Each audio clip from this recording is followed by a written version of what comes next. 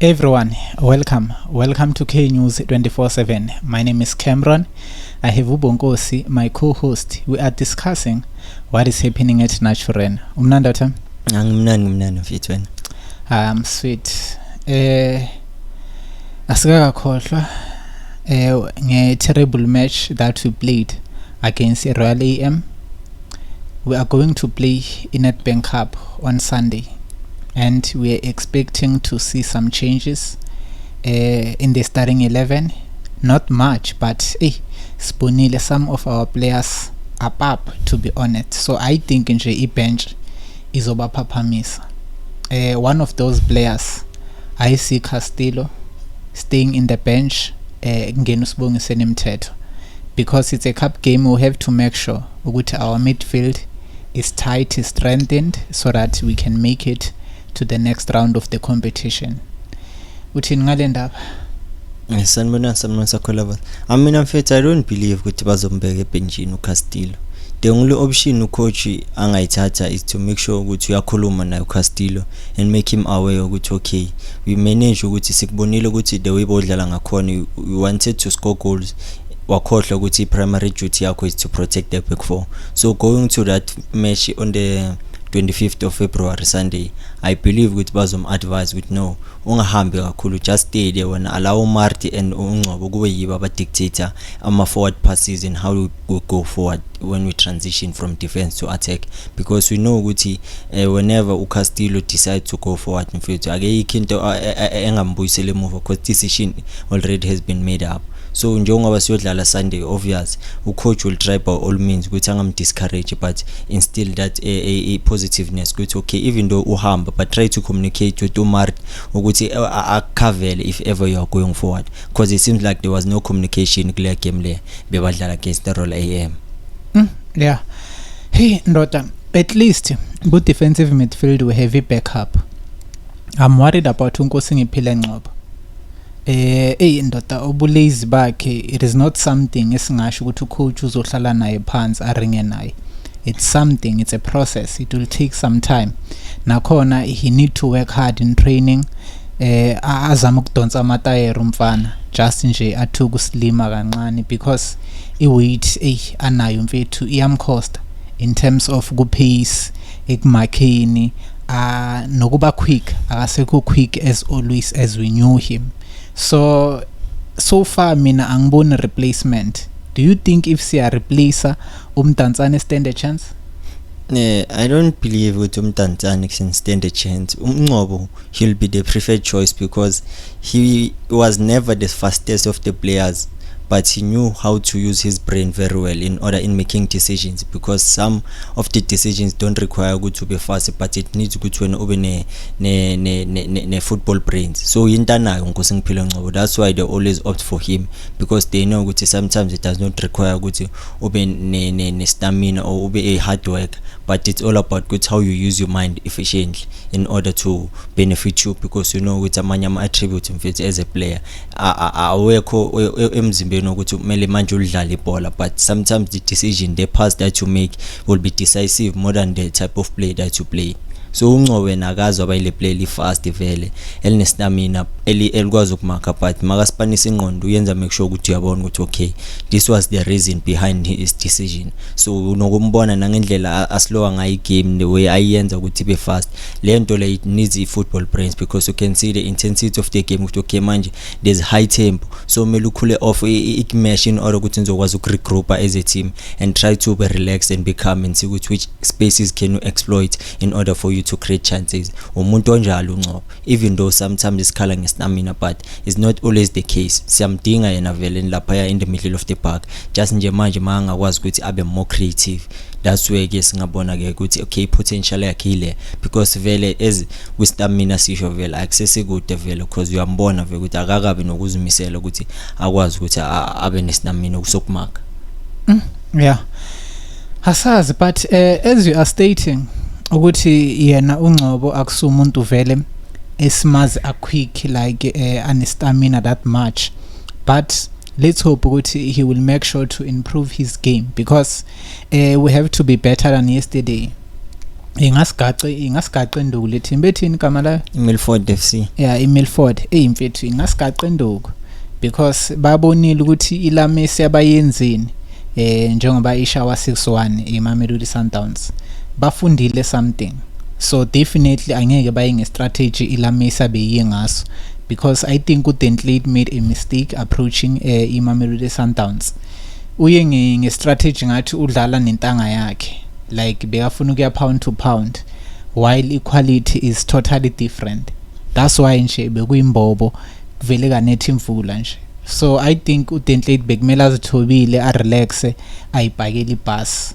I hope ukuthi at least maybe bangaya kuma penalty kicks, and you know ama penalty kicks awana mngani, but le mentality bekaye ngayo ukuthi I want to prove a point ukuthi I was better ku DStv Premiership, they just fired me because bebangangifuni. I think maybe bekasase naleyo nto yokufuna ukuprove a point ukuthi Chippa United.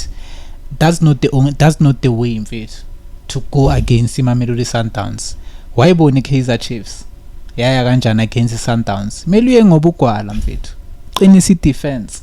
So I think le team esodlala nayo definitely they learned 1 to 3 things from that match iMamelodi Sundowns, which will make our match a bit tough, you understand.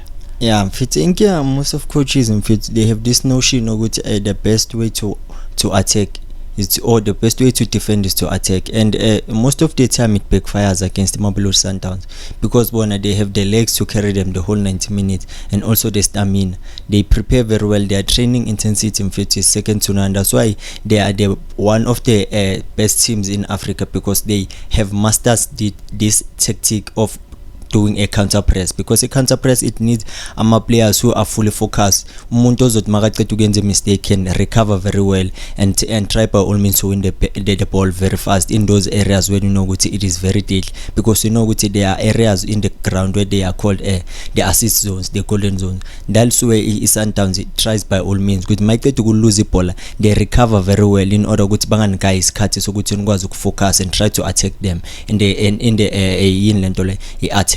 So that's why it becomes difficult for many teams madlala neSundowns. That's why Dentlade na izolo bazele ngobuso and it backfired, because you know against Sundowns fit you can't let your guard down, because each and every chance that they create they try by all means with it results in something positive. It's either it's a corner or it is a goal. That's why we witnessed yesterday in those 6 goals and Sereno scoring a hat-trick, because they master the way they play, they train how they play. That's the difference between them and other teams. Other teams when they train just ukuthi bakwazi ukuthi ba honor ama tactics ka coach, but the way they train it's how they play. So that's the difference between them and KAIZER Chiefs and Orlando Pirates. Nje ilamasa nje izikwazi ngowaizolo, the way idlala ngakhona it's like the vele njengoba ukuthi it's like uDentlade was trying to prove a point, even though that he had nothing to lose, but against Mamelodi Sundowns fit because even though ubonile ukuthi bengasile squad lesi sisibona ku AFCON basesekhona ebenchini lapho, but yet they managed to score 6 goals with the type of players, the new players that they brought in as the new signings. Lodge getting an assist, it tells you ukuthi the quality is low, but yena lapha he's not having that much quality. It's all about hoping with individual brilliance was going to win on his side yesterday, but it was difficult because you are again Mamelodi Sundowns fit izokugqilaza 90 minutes yonke. Indaba Sundowns is dangerous because the strategy iplan la kaRolani Mokwena is to make sure ukuthi iplay yabo ayishintshwa ukuthi uThemba Zwane akekho, ayishintshwa ukuthi uMudawu uinjured, ayishintshwa ukuthi uWilliams akekho available. uRolani Mokwena ufuna ukuthi makashintsha iplayer afake elinye kungabonakala ukuthi there's a change. All of them they are one thing. Hayi ukuthi manje makunale squad we won't see that choppy, we won't see that quick football. Still all of them they play similar football.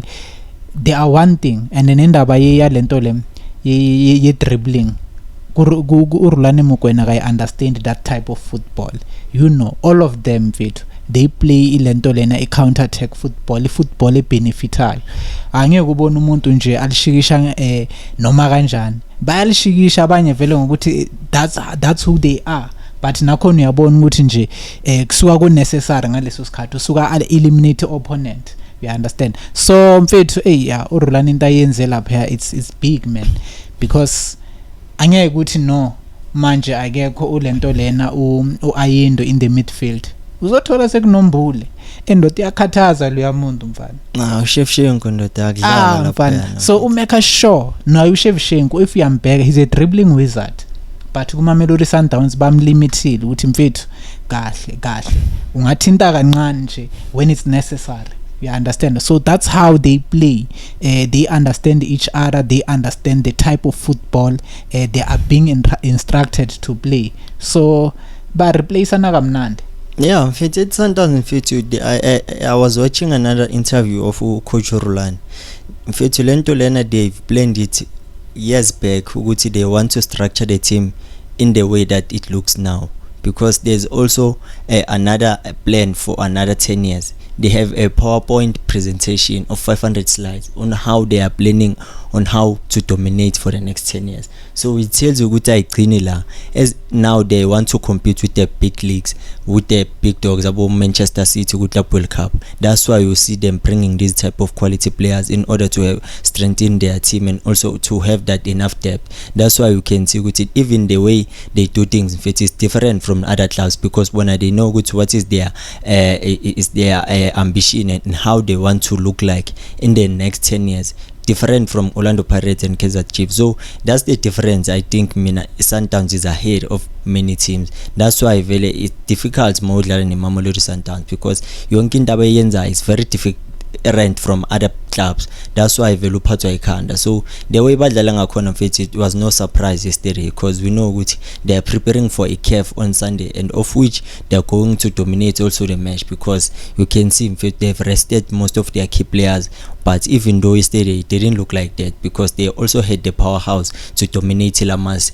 That's why Bono Sereno scoring a hat-trick. So every player that is there is not there to just add numbers. They just wait for their opportunity, and then when they get one, they deliver.